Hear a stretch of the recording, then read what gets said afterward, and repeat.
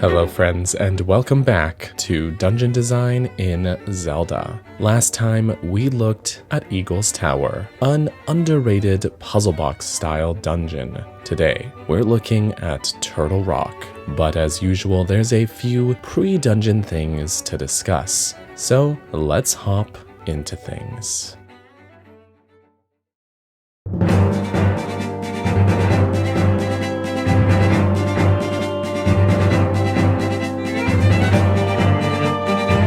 We're approaching the end game now, but before we wrap things up with Link's Awakening, we have one final dungeon to get to, Turtle Rock, which sits on the western peak of the Tal Tal mountain range. Unlike the last handful of dungeons, there's not a ton of prerequisites before this one. It's pretty well a straight shot west towards there, with our journey being only briefly interrupted by this moment with Marin, who seems to know more here than she's letting on, having apparently attempted to wake the Windfish herself by singing in front of the giant egg at Mount Tamranch. If you explored the mountains thoroughly before this point, then you may have come across this cave which was previously impassable without getting a little scorched. But since we now have the mirror shield from Eagle's Tower, we can block these flames and make our way through here safely. Another example of that item gating progression style that I've talked about so much already when examining previous dungeon lead-up sections. Eventually, we'll find ourselves in front of Turtle Rock itself, but before we can head inside, we will need to once more use the Frog's Song of Soul to awaken Turtle Rock, apparently. Yep. We get a little pre-dungeon boss fight here. Always a treat. In the DX version, he's unfortunately very easy to kill. You just gotta spam your sword at him.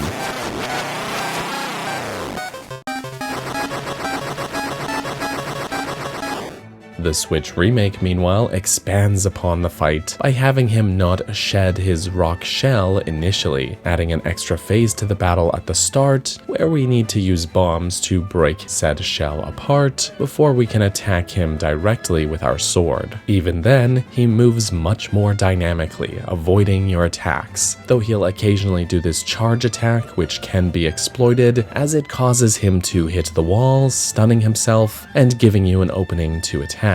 All of this extra mobility gives the fight a fair amount more substance. I definitely think it's an improvement over the original, even if it's still a bit on the easy side. But in either version, it's a nice treat to have a little boss encounter like this before the dungeon. And for those of us who played A Link to the Past, which has its own version of Turtle Rock, this is a pleasant little surprise to see a familiar landmark with a little twist. If you're not sure how a dungeon entrance can make sense as a boss fight, I'll remind you that we're past the point in the game where we're grounded in what can or can't make logical sense, and leaning into dreamscape surrealism instead. So for me, it works. With all of that said, once he's defeated, we can head into the dungeon.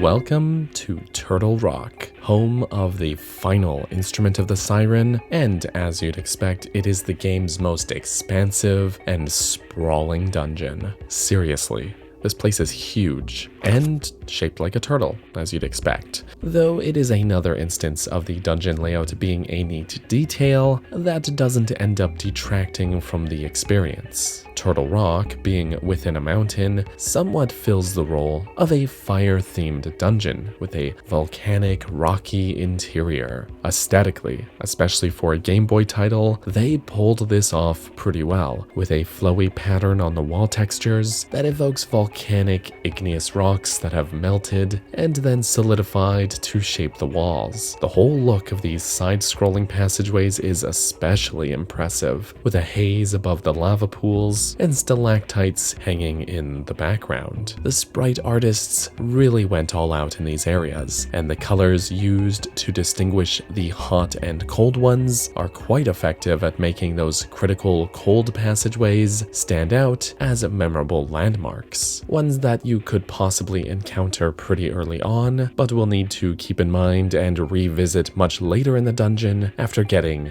the dungeon item. The whole volcanic vibe here is really well leaned into in the Switch remake as well, even though they forego having a new wall texture in favor of palette swapping this same old rock wall again, which is too bad. I would have liked to have seen something at least akin to that volcanic igneous rock of the original, kinda like what we get around Death Mountain in Breath of the Wild, but alas. But almost everything else here is really on point, including the new floor tile set and the added lighting effects paired with a haze and ember effect, which goes a long way in selling the sweltering atmosphere. Though I do think I prefer the vast cavernous illusion of these passageways that the original does over the rather generic by comparison stone walls that the remake uses. Maybe it's just me, but otherwise I think the remake pretty well nails it as usual. The music of Turtle Rock is surprisingly subdued, especially after the previous handful of dungeon themes. But if I may attempt to read into it, that may be to represent Link's resolve here. The previous dungeon themes have very well been in line with the story so far, with a revelation that shakes Link, questioning and dread to follow, then being haunted by that truth. But now, Link has already made up his mind. If you made it to Turtle Rock, that means that despite knowing the truth, you have decided to finish the quest. This feeling is supported by the fact that in the remake, the Telltale Mountain Range music also gets remixed after completing Eagle's Tower, replacing the theme's typical swashbuckling feeling with a new sense of resolve. That resolve carries over here into Turtle Rock, keeping in mind that Link's Awakening follows Link's adventure from A Link to the Past, and potentially even the Oracle games, depending on which version of the timeline you subscribe to, then it totally makes sense. Link is extremely experienced at dungeon crawling by this point. Counting all of the dungeons in all of those games, this is at least his 20th, but more likely his 42nd dungeon. So from that standpoint, it makes sense that the music for this place would keep an undertone of danger, but feel rather methodical. The repeating notes here also bring to mind for me this section of the original dungeon theme from the very first Legend of Zelda, which itself got a remix already in this game's Color Dungeon.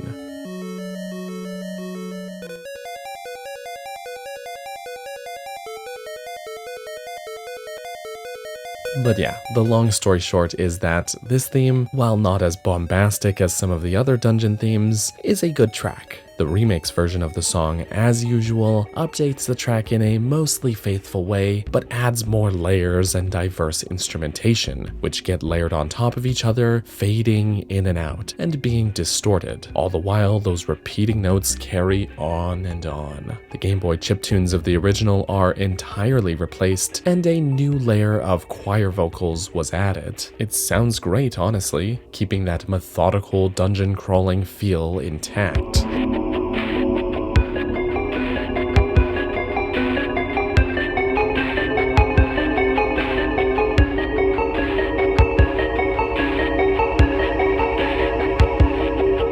Something about those vocals just feels so Fire Dungeon to me. I can't quite place my finger on why, but I like the vibe here, honestly. And for a dungeon as massive and winding as this one, with a stronger navigation focus, a more subdued track like this is a good fit. It's not one I'll be humming to myself anytime soon, but it remains atmospheric and won't ever get irritating. The dungeon itself bases its progression mostly around being a navigational focused challenge, having that big tangled knot feeling with lots of underground passageways, just like Catfish's Maw and Face Shrine did, though even more of them this time, with a total of 6. Oh boy. That's my real only complaint with the dungeon, honestly. There's too many of these, but we'll come back to that. Aside from the way these passageways make the layout at times feel disjointed, the rest of the dungeon overall is a big interconnected maze. There's a lot of forks in the road, multiple routes you can take, which all branch off from this central room and wind around this hidden section of rooms just north of that, often looping or converging back in on each other. Frankly, I like this kind of structure. You can spend a huge amount of time just exploring here, wandering in any given direction, and initially, you'll almost always feel like you're making some amount of progress, whether it be finding small keys, the stone beak, the map, or compass. The valuable goodies are spread in every direction. There's always some place to go and something of value to find, no matter which path you take, barring a few locked doors which will redirect you to keep you exploring. As mentioned already, these paths tend to loop back on each other, giving that exploration a streamlined feeling that encourages you to really get well acquainted with the dungeon layout. I love that sort of thing.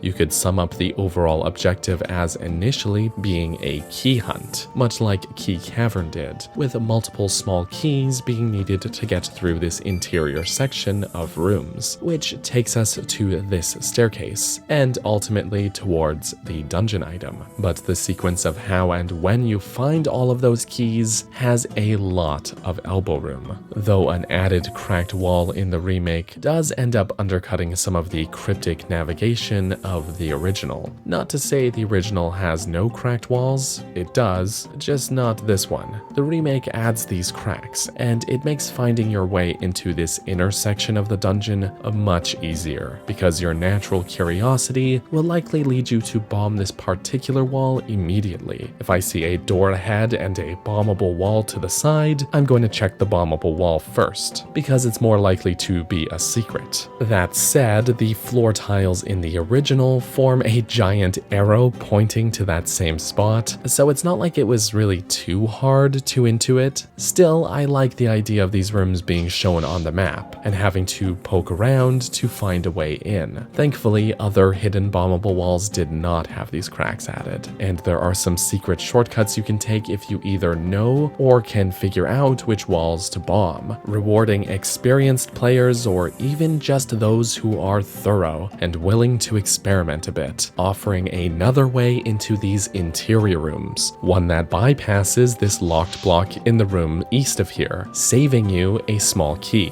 That sort of thing is always cool to me. Seriously though, I love how this dungeon delicately balances feeling sprawling and open with having claustrophobic, tight, winding rooms. There are so many times that the paths split off, wind back on themselves in a loop, and then drop you through one-way paths, whether those be this rotating one-way door, push blocks that respawn, or ledges that you jump down from. Just navigating the dungeon is at its core the larger puzzle here, and I mean that in the best way. All of that said, this place isn't without its own individual room puzzles and challenges as well. These include these push rock puzzles, which pave a fresh layer of flooring over top of these chasms in real time. A pretty charming concept if you ask me. The first instance in which you'll probably encounter them is actually the central room, where it's really just used to create yourself a bridge over the lava in here, but the mechanic then gets put to use in a few other rooms in a more puzzle-centric way. These are somewhat similar to a Euler's Path puzzle, requiring you to fill in each tile precisely once in a single movement, meaning you'll have to be mindful of how you control this mechanism without overlapping at all, lest you end up having to reset the room. I swear this is easier to understand by doing than it is to explain. These are puzzles that I generally enjoy. However, I found the controls for this mechanism to be weirdly finicky difficulty in the DX version, causing me to spend a pretty excessive amount of time on these puzzles alone. The Switch remake fixes this, making the controls just overall smoother, more responsive, and thus easier to get this dang thing to move the way you want it to, which of course just makes for a more fun experience. But of course, even with the smoother controls, you still have to plot out the path in your mind. So the challenge lies in the puzzle itself, rather than just battling with the controls, as it should be. But still, this is a neat concept, one I don't think has ever returned in another Zelda game, at least not in this form. Moving on. A mechanic that I love, the gem switches and colored barriers, returns here, but is only used for a single obstacle. The switch is in a hidden room near the east end of the central room, and the corresponding barrier to toggle blocks the way to the dungeon item. You need to ensure you've toggled the switch one time, otherwise there will be a lot of backtracking to do. At the very least, it isn't too hard to access the switch itself from a few directions, if you know where to go, and the mid-boss right before this point will leave a portal back to the dungeon entrance as usual. So it isn't anything egregious, but it can be an annoyance if you missed the switch, or if you're like me and ended up overthinking things and chose not to activate the switch when you first found it for some reason because you were worried about accidentally blocking off a puzzle rather than unblocking it like you were supposed to, even though you've played this game dozens of times and should know better.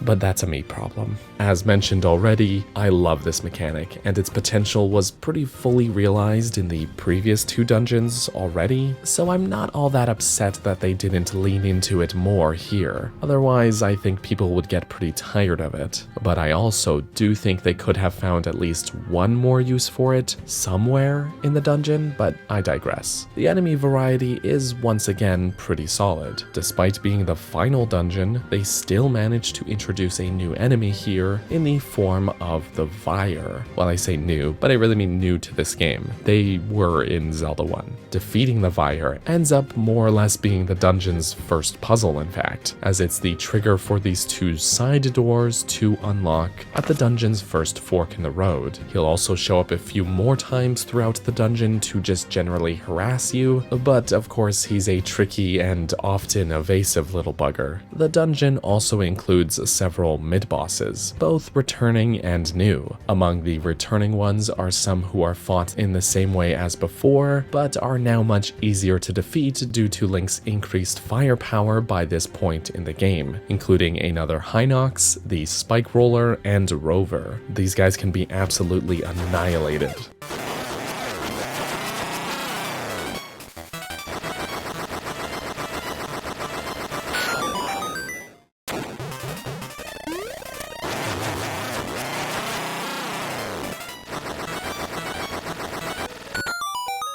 Some others, meanwhile, get new twists added to them, such as the Hydrasaur, who is fought on more narrow ground around a pool of lava this time, and the Dodongo snakes, who you have to fight by throwing bombs at from this balcony, which, figuring that out, is also kind of a mini puzzle in and of itself. There's another new mid-boss as well, called Blano. He's this little punchy dude who made the mistake of bringing boxing gloves to a sword fight. He's pretty fun to fight. You have to really read his body language and time your attacks properly. I like that. But once you get a feel for it, you can similarly make short work of him, spin attacks being particularly effective. I mentioned this when talking about Eagle's Tower, but Link really feels like a destructive force of nature by this point of the game, and that is most apparent with these mid-bosses. It feels like the nightmares are getting desperate and throwing everything they can at Link, but he just shreds them all with ease. It's downright vicious. After defeating Blano, assuming you've toggled that aforementioned gem switch, we'll find the dungeon item. It's the magic rod, which can light stuff on fire, similar to one of the magic powder's effects. But now now from a distance. Its use in combat is actually pretty good. Most enemies can be dispatched pretty easily with it, and it isn't tied to any sort of magic meter or other limitation. But in terms of its utility in the dungeon, it gets a few item gate style use cases. It's required for this torch lighting puzzle to get a small key, which will in turn unlock the path to the boss key. And 2 of the 6 passageways are also blocked off by these ice cubes, requiring the magic rod to melt and clear a path for yourself. So as far as item integration goes, it's all good in my books. And those 2 passageways take us to the boss key and dungeon boss itself. So of course, that's what we have left to tackle. With our newly acquired magic rod in hand, we can melt these ice blocks and confront the dungeon boss.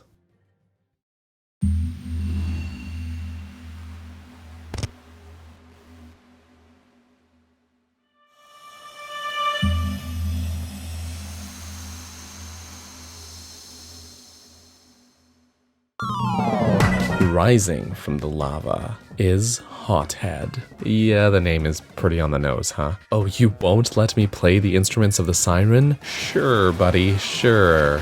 Okay, let's rewind for a second. So, visually speaking, Hothead, while cartoonish perhaps, has a pretty unique design. He's as fire dungeon boss as it gets, no fault there. And halfway through the battle, he'll shed his outer layer to reveal a creepier, toothier form beneath, like some kind of flaming demonic nesting doll. As far as the dungeon boss's leaning into surrealism goes, I like this one, and I think it works better for me than just a giant fish or a giant bird. Unfortunately, and I hate to sound like a broken record here with my boss fight criticisms, but he simply is not a challenge at all. In both phases of the battle, you simply spam the magic rod at him and win. Easy peasy. He doesn't even change attack patterns between these 2 phases. It's purely a cosmetic change. The remake attempts to add some extra challenge here once again by removing some of the flooring and increasing the splash radius of his attacks, as well as having these magma puddles linger on the ground longer. I see what they're doing, but I just don't think it's enough. By this point in the game, he just isn't strong enough to be a real threat to you. And since the magic rod can be used without limit, you don't even have to really worry about being deliberate with your aim. You can just spam forward with it, and since he moves in a pattern horizontally across the room, you are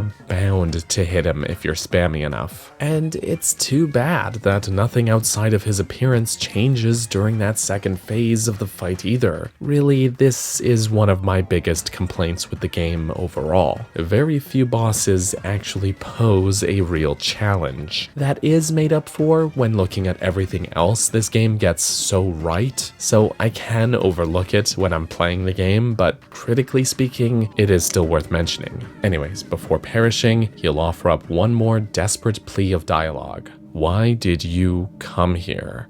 If it weren't for you, nothing would have to change. You cannot wake the windfish. Remember, you too are in the dream. This somewhat echoes what the boss said to us in the last dungeon, and it always has me wondering, is this an attempt at deception, or do the nightmares not truly understand who or what Link is? Curious. But either way, it's too late for him.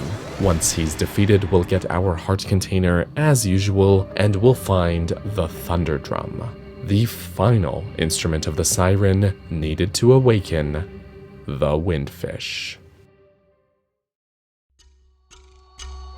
So overall, Turtle Rock is a good fair challenge, and fittingly the most sprawling and navigationally challenging dungeon in the game. I like it a lot. But it is so overly reliant on those underground passageways to an annoying degree, especially since the layout isn't disjointed or narrow like Bottle Grotto, so it feels unnecessary in most instances to even have these. This is alleviated in the remake by the ability to mark pins on the map, as I've mentioned during other dungeons already, but it irks me a bit still. Why are there so many of them here? Did we really need 6? but at least the places where we end up after crossing through these passageways, more often than not, tend to still be accessible by other means of exploration, which makes it feel at least a little bit less disjointed than, say, Catfish is modded. Mostly. Not always. While the dungeon contains an excellent blend of combat and puzzles, I can't help but feel the owl statues end up spoiling the challenge of some of these puzzles by giving away too much info. For example, this puzzle where we shoot the statue's eye with an arrow, or the hint about defeating the Dodongo snakes. I don't think I'd mind this one if it wasn't right next to the statue. If they moved it to even just a few rooms away, then it might not feel so much like the developers are talking down to me, like I'm so stupid that I can't figure this out. Typically, Zelda games are so good at making you feel smart for figuring stuff out, but when they spell it out for you this heavily, it undermines that feeling.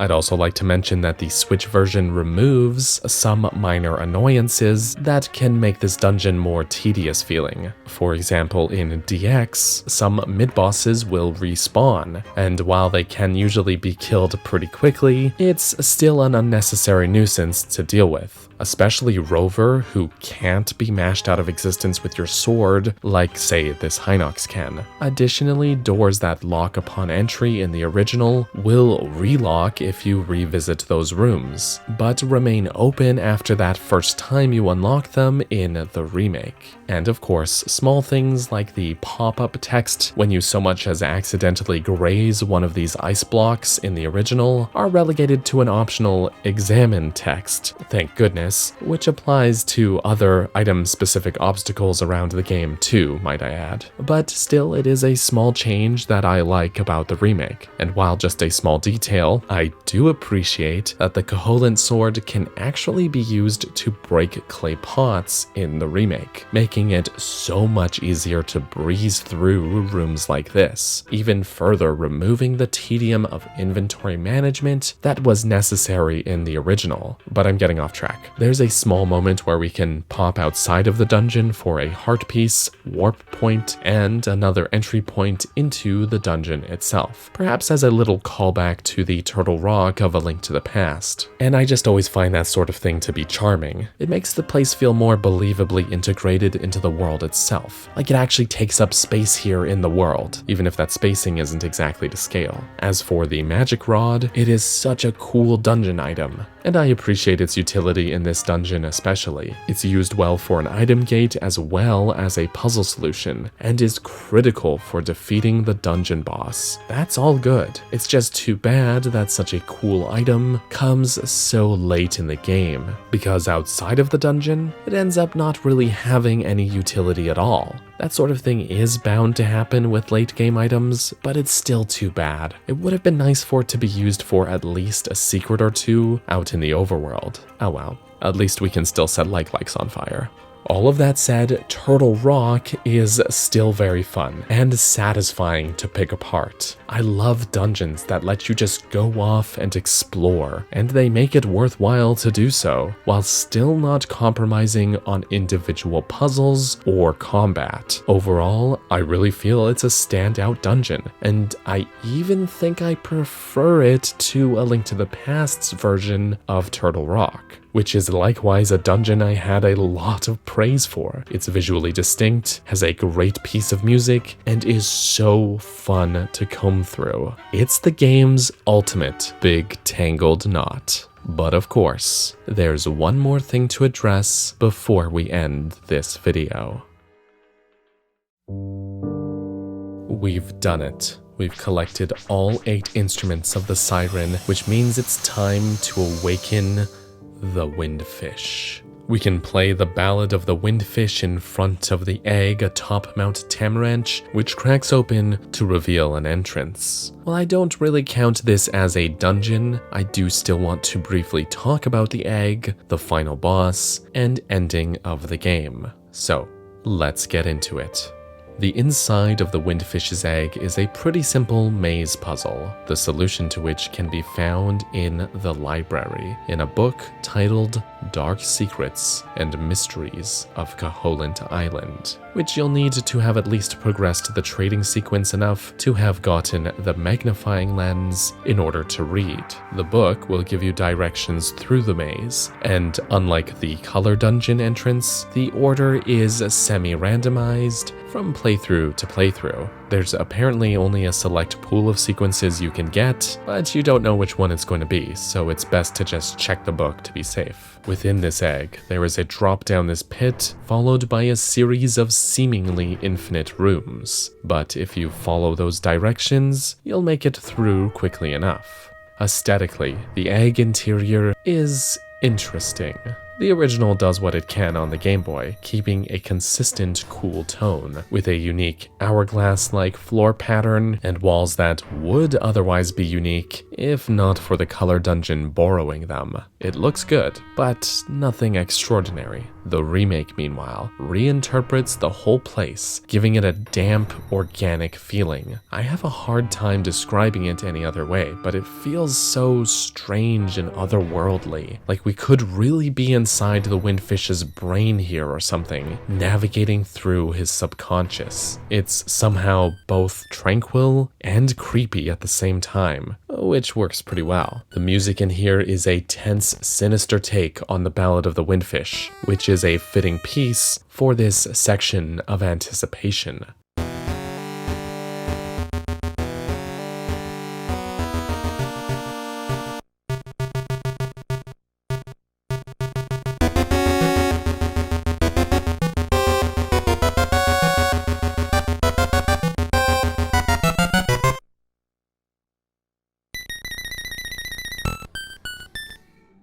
That dread comes through even stronger in the remake's version, with all of the added layers of instrumentation.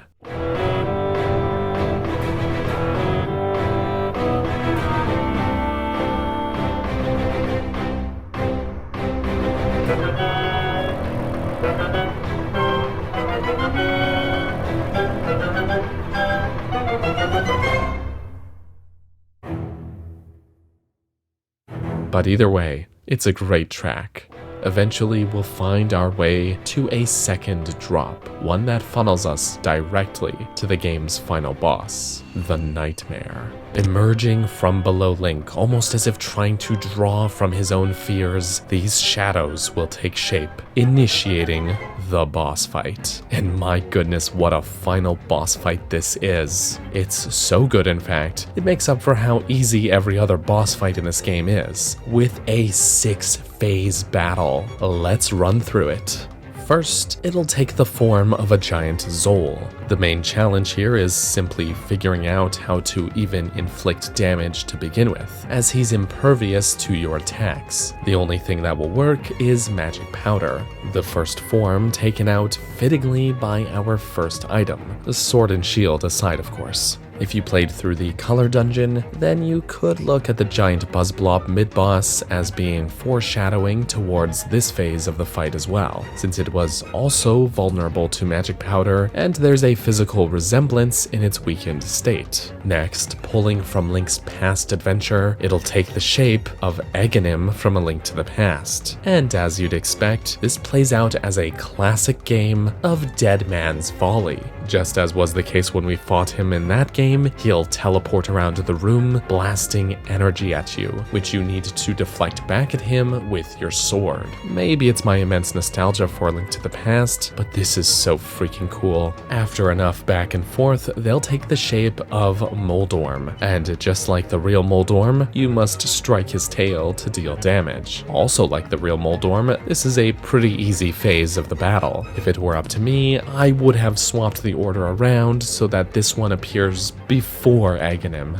but that's just me. Next up, the Shadow Nightmare will take the form of none other than Ganon. Maybe the Nightmares thought this one was Link's greatest fear. As was the case during the Aghanim phase, he'll attack much in the same way as the real Ganon did back in A Link to the Past, spinning his trident, launching fire keys at you, and of course throwing the trident itself. Again, this is just so cool. I've often often thought that familiar elements from Link's past adventures could have subconsciously bled into the dream world, allowing the nightmares to give shape to their monsters based on Link's experiences. And this series of battles feels pretty much like confirmation of that to me personally. Thankfully, no silver arrows are needed this time around. Some carefully timed spin attacks, and this shadow version of Ganon will go down like the others. The next phase is apparently a Lanmola, despite appearing more like a mini Moldorm, and it's the shortest and easiest of the bunch, but maybe this is the nightmare getting panicky and lashing out in desperation.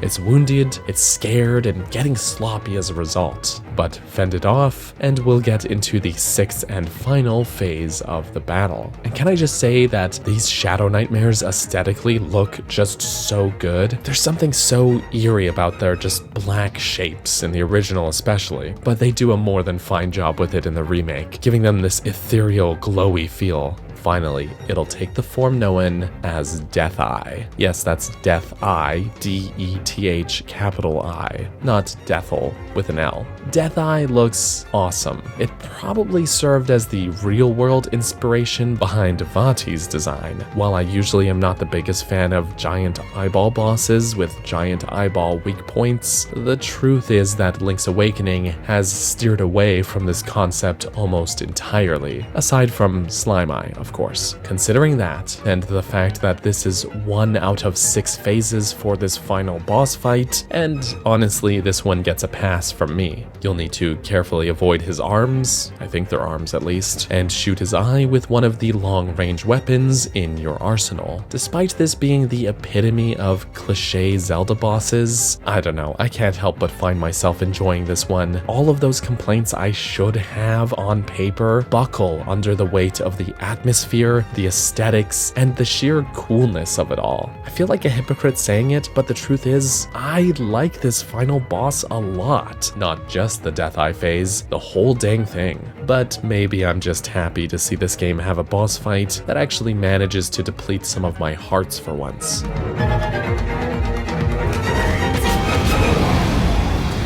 Before perishing, the nightmare will lament the impending destruction of its world and the foiling of its plans, before ultimately being vanquished.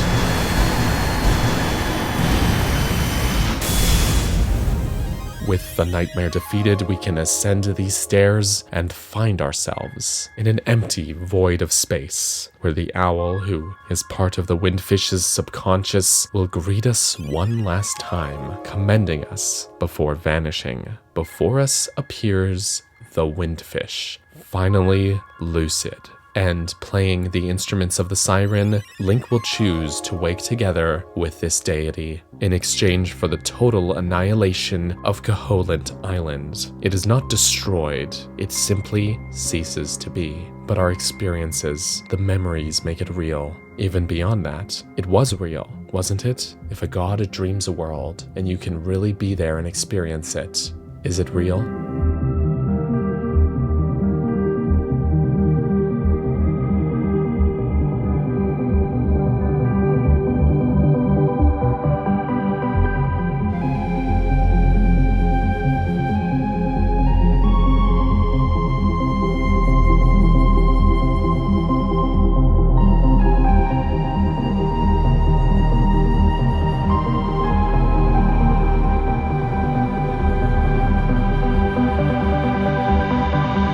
Cut to a scene out at sea, not just the windfish, but Link's Awakening.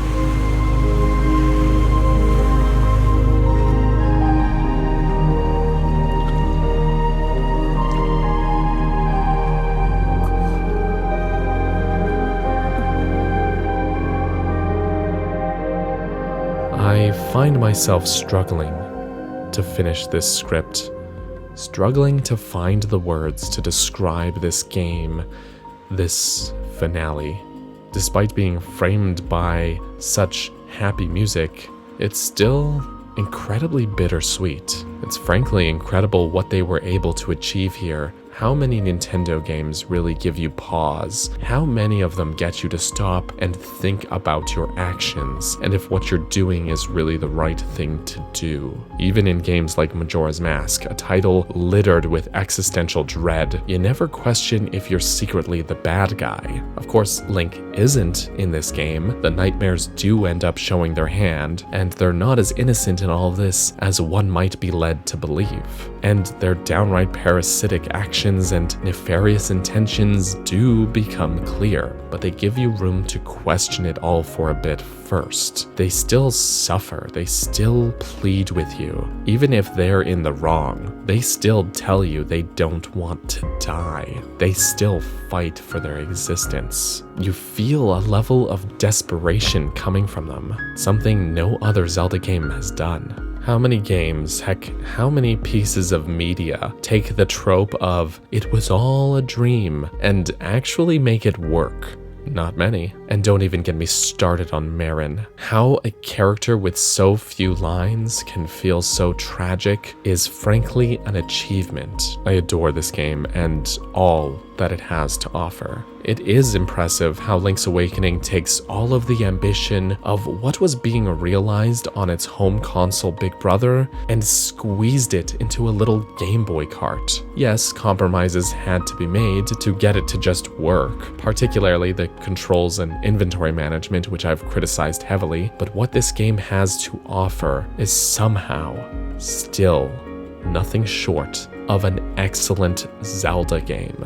But on the topic of its dungeons, Link's Awakening truly excels on that front. Barring a couple of, shall we say, underwhelming ones, these dungeons are otherwise solid, and you can see that influence. The item gating, the variety of mechanics and styles of progression all carry over to future titles in a way that can't ever be understated. That said, we've now covered them all, so this is a wrap on the dungeon design of Link's Awakening. It has been an absolute pleasure. Next on the schedule, we'll be covering the Dungeons of Echoes of Wisdom, which has just released at the time I'm recording this. In the meantime, I'd like to thank you so much for watching. Special thanks goes out to my channel members here on YouTube, as well as my supporters on Patreon. So thank you to Greymage, Brenda, Tetra, Justin, Midnight Naomi, Bunny, Stefan, Avery and their ATHDs, as well as all of the folks whose names you're seeing on screen right now. You guys are awesome. Thank you all so much for watching, and I hope you have a lovely rest of your day. Bye-bye.